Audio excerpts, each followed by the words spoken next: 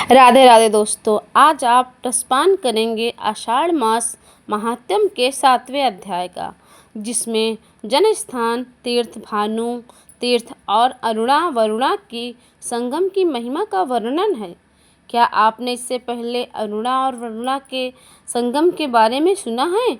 नहीं जानते तो आइए रसपान करते हैं, जिसमें देवर्षि नारद जी ब्रह्मा जी से पूछते हैं, जिसके उत्तर में श्री ब्रह्मा जी उन्हें बताते हैं कि नारद, इसके बाद क्या विश्व विख्यात जनक स्थान नामक तीर्थ है, जिसका विस्तार 4 योजन का है।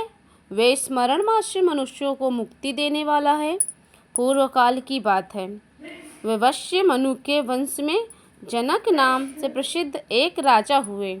उन्होंने वरुण की पुत्री गुराणवा के साथ विवाह किया। गुराणवा धर्म, कर्म, अर्थ और मोक्ष की सिद्धि करने वाली थी। जनक में भी यही गुण थे, अतः राजा को अपने गुणों के अनुरूप पत्नी मिली। प्रिय वर याज्ञवल्क्य राजा जनक के पुरोहित थे।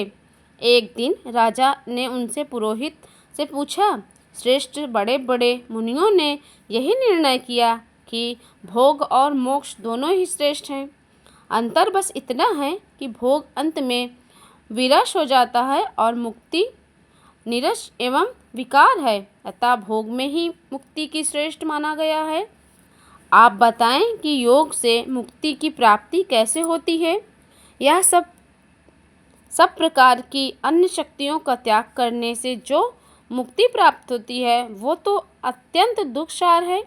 अतः जिस उपाय से अत्यंत सुखपूर्वक मुक्ति हो सके वे भी भगवान बताइए। तब याज्ञवल्क्य बोले, राजन, साक्षात वरुण तुम्हारे प्रियजन, ससुर और हितकारी हैं। उनके पास चलकर पूछें तो वे तुम्हें हित का उपदेश देंगे। फिर याज्ञवल्क्य और जनक दोनों राजा भगवान वरुण के पास गए और वहां जाकर मुक्ति का मार्ग पूछा। तब वरुण ने कहा, 2 प्रकार से मुक्ति प्राप्त होती है, एक तो कर्म करने से और दूसरी कर्म ना करने से। वेद में यह मार्ग निश्चित किया गया है कि कर्म ना करने की अपेक्षा कर्म करना श्रेष्ठ है। धर्म, अर्थ, काम और मोक्ष ये चारों पुरुषार्थ कर्म से बंधे हुए हैं। हे राजा, कर्म के द्वारा कार्यों की सिद्धि होती है, इसीलिए मनुष्यों को सभी प्रकार के वैदिक कर्मों को अनुष्ठान करना चाहिए। इससे वे इस लोक में भोग और मोक्ष दोनों प्राप्त करते हैं। अकर्म से कर्म पवित्र है। कर्म भिन्न भिन्न आश्रमों और वर्णों के अनुसार अनेक प्रकार के होते हैं। वर्णों और आश्रमों में भी 4 आश्रम कर्म के द्वारा माने गए हैं। अंग में भी गृहस्थ आश्रम अधिक पुण्यदायक है। उसमें भोग और मोक्ष दोनों प्राप्त हो सकते हैं, यही मेरा मानना है। यह सुनकर राजा जनक और बुद्धिमान याज्ञवल्क्य दोनों ने वरुण का पूजन किया और पुनः यह बात पूछी, हे सुरेश्वर, आपका नमस्कार, आप सर्वज्ञ हैं। बताइए कौन सा देश और कौन सा तीर्थ है जो भोग तथा मोक्ष प्रदान करने वाला है? वरुण ने कहा, इस पृथ्वी पर भारतवर्ष और उसमें भी दंडक वन पुण्यदायक है। इसमें किया हुआ शुभ कर्म मनुष्यों को भोग तथा मोक्ष दोनों प्रदान करता है। तीर्थों में गौतमी गंगा श्रेष्ठ हैं, वे मुक्तिदायिनी मानी गई हैं। वहाँ यज्ञ और दान करने से भी मोक्ष की प्राप्ति होगी। वरुण का यह उपदेश सुनकर याज्ञवल्क्य और जनक उनकी आज्ञा लेकर अपनी पुरी में वापस लौट आए। फिर गंगा तीर्थ पर जाकर राजा जनक ने अश्वमेध यज्ञ आदि किए और प्रिय विप्र वर्य याज्ञवल्क्य ने अयज्ञों में आचार्य का काम किया। गौतमी गंगा के तट पर यज्ञ करने से राजा को मोक्ष की प्राप्ति हुई। फिर जनक वंश के बहुत से राजा सब यहाँ आकर यज्ञ करे और गोदावरी के कृपा से मोक्ष के भागी बनते रहे। तभी से यह तीर्थ जनक के नाम से विख्यात हुआ। जनकों का यज्ञ स्थान होने से उसका नाम जनक तीर्थ स्थान पड़ गया। वह स्थान दान और पितरों का तर्पण करने से तथा उस स्थान का चिंतन करने और वहां जाने और भक्तिपूर्वक दर्शन करने से मनुष्य सभी अभिलक्षित वस्तुओं को प्राप्त पाता है और मोक्ष का भागीदार बनता है। अरुण और वरुणा नाम दो परम पुण्यदायिनी नदियां हैं। उन दोनों को गोदावरी से संगम जो बहुत ही पवित्र तीर्थ है, उसकी उत्पत्ति की कथा सभी पापों को नाश करने वाली है, उसे बताता हूँ। सुनो, महर्षि कश्यप के ज्येष्ठ पुत्र आदित्य अर्थात सूर्य समस्त लोकों में विख्यात हैं। वे लोकों के नेत्र हैं। उनकी किरणें अत्यंत दूर सह हैं।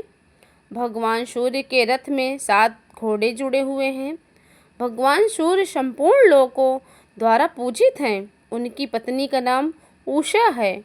उषा विश्वकर्मा की पुत्री और त्रिभुवन की अद्वितीय सुंदरी हैं। उसे अपने स्वामी के तीव्र ताप का सहन नहीं हो पाता।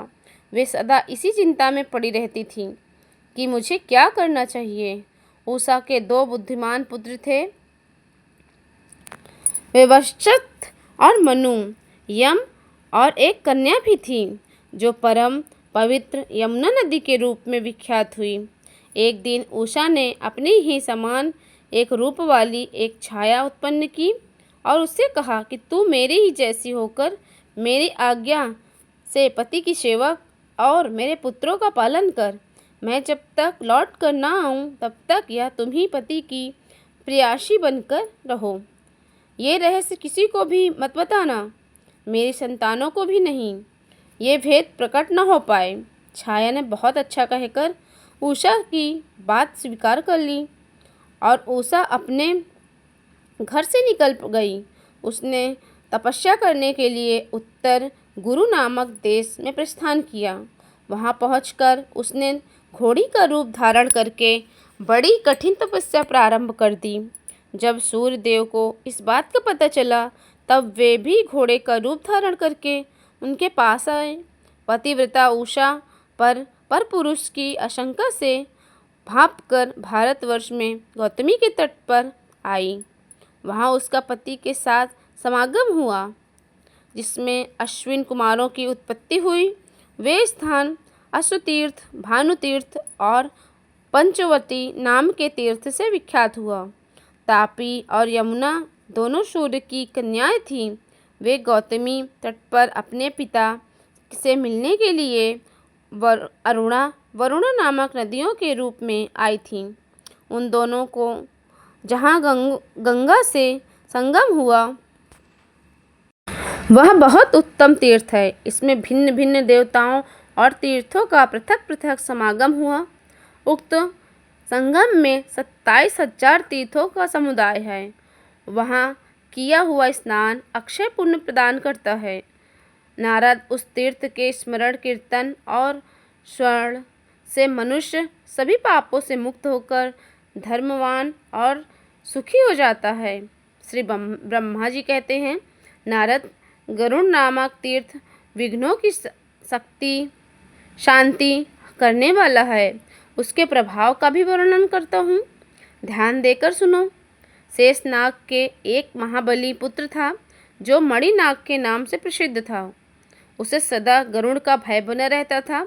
अतः उसने अपनी भक्ति के द्वारा भगवान शंकर को संतुष्ट किया। प्रसन्न होने पर भगवान शंकर ने कहा, नाग, कोई वर मांगो। नाग ने कहा, प्रभु, मुझे गरुड़ से अभय दीजिए। भगवान शिव ने कहा, तथास्तु, ऐसा ही होगा। तुम्हें गरुड़ से कोई भय ना हो। वरदान पाकर मणिनाग गरुड़ के निर्भय होकर बाहर निकला। वह क्षीर सागर के समीप जहाँ भगवान विष्णु शयन करते हैं इधर उधर विचरने लगा। जहाँ गरुड़ निवास करते थे उस स्थान पर भी जाया करता था। गरुड़ ने उस नाग को निर्भय विचरते देखकर पकड़ लिया और अपनी घर ले जाकर डाल दिया। इसी बीच में नंदी ने जगदीश्वर भगवान से कहा कि जगदीश्वर, आप मणिनाग नहीं आता? जान पड़ता है कि गरुड़ ने उसको खा लिया है या फिर बांध रखा है। अगर वह जीवित होता तो यहाँ आए बिना न रहता। नंदी की बात सुनकर भगवान शिव ने नाग की अवस्था को जान लिया और कहने लगे, वाह, नाग तो गरुड़ के घर में बंधा पड़ा है। नंदी, तुम शीघ्र जाकर जगदीश्वर भगवान विष्णु की स्तुति करो और गरुड़ के द्वारा बंधन में डाले गए नाग को मेरे कहने से ले आओ। प्रभु की बात सुनकर नंदी स्वयं ही लक्ष्मीपति के पास उपस्थित हुए और भगवान शिव की कही हुई बातें वहां जाकर निवेदन पूर्वक कही। तब भगवान नारायण ने प्रसन्न होकर गरुड़ से कहा, विस्तान दन, मेरी बात मानकर नंदी को वह नाग लौटा दो। लेकिन गरुड़ ने नंदी को वह नाग देना स्वीकार नहीं किया और गर्व से कहने लगा, मैं आपका भ्रांति हूँ, मैं नाग को लाया हूँ और आप नंदी को दे रहे हैं। स्वामी तो सेवकों को दिया करते हैं, परंतु आपने तो मेरे प्राप्त वस्तु को छीन ले रहे हैं। मेरी शक्ति आप जानते ही नहीं। मेरे ही बल से तो आपने संग्राम में दैत्यों पर विजय प्राप्त की है। भगवान विष्णु ने गरुड़ की बातें सुनकर उसके सबके सामने हंसकर कहा, पक्षीराज, ठीक है, तुम्हारे ही बल से असुरों पर विजय पाई है। फिर भगवान ने क्रोध न करके कहा, गरुड़, मैं मानता हूँ तुमसे विलक्षण शक्ति है, पर तुम्हारी मेरी इस कनिष्ठ अंगुली को वहम करो। इतना कहकर भगवान ने अपनी अंगुली गरुड़ के मस्तक पर रख दी। गरुड़ उंगली को भार तक नहीं सह सका। तब गरुड़ ने दीन भाव से लज्जित होकर कहा, हाथ छोड़कर प्रार्थना की और कहने लगे कि मैं आपका अपराधी सेवक हूँ। हे प्रभु, मेरा परित्याग कीजिए। फिर उन्होंने माता लक्ष्मी से प्रार्थना की। लक्ष्मी जी ने कृपाकुल होकर जनार्दन से कहा, नाथ, विप्रन भ्रत गरुड़ की रक्षा कीजिए। तब भगवान ने नंदी से कहा, नंदेश्वर, तुम गरुड़ के साथ ही नाग को महादेव जी के पास ले जाओ। बहुत अच्छा कहकर नंदी गरुड़ और नाग के साथ धीरे धीरे शंकर जी के पास गए और यह सब समाचार उन्हें कह सुनाया। तब शंकर जी ने गरुड़ से कहा, महाभावे हो, तुम लोग पावनी गौतमी गंगा जी के पास जाओ। वे समस्त अभिष्ट वस्तुओं को देने वाली हैं। उस शांतिमयी सरिता में स्नान करने से तुम्हें समस्त इच्छित वस्तुओं से 100 गुनी अथवा सहस्त्र गुनी होकर मिलेगी। गरुड़ जो भी सभी प्रकार के पापों से संतृप्त है। भगवान शिव की यह बात सुनकर गरुड़ प्रणाम करके चले गए। गोदावरी के तट पर पहुंचकर उन्होंने जल से स्नान किया और भगवान शिव तथा विष्णु के चरणों में मस्तक झुकाया। फिर उनमें पुनः वेग आ गया। फिर वे उड़कर भगवान विष्णु के समीप चले गए। तब से वे समस्त अभिष्ट वस्तुओं को देने वाले गरुड़ तीर्थ के नाम से भी प्रसिद्ध हुआ। वत्स नारद, मनुष्य मन और इंद्रियों को संयम रखते हुए वहाँ स्नान आदि जो भी काम करता है वो सब अक्षय तथा विष्णु को प्रिय लगने वाला होता है। उसके आगे सभी पापों का नाश करने वाला गोवर्धन तीर्थ है। वह पितरों के लिए पुण्य जनक तथा स्मरण मात्र से सभी पाप दूर करने वाला है। नारद, मैं उसका प्रभाव प्रत्यक्ष देखा है। इसके आगे का सारांश आप अध्याय 8 में सुनेंगे। तो इसी के साथ नारायण नारायण।